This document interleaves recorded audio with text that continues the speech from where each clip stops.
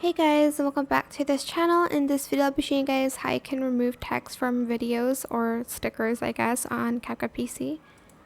Copy and paste your video, then go to mask and select an area that's similar to the one that has a text in it. Like maybe in this, like on this grass patch. Go back to basic and move it to cover it up. You can scale it up just a little bit. Then you can go back to mask and feather it out just to blend out the edges. Like so.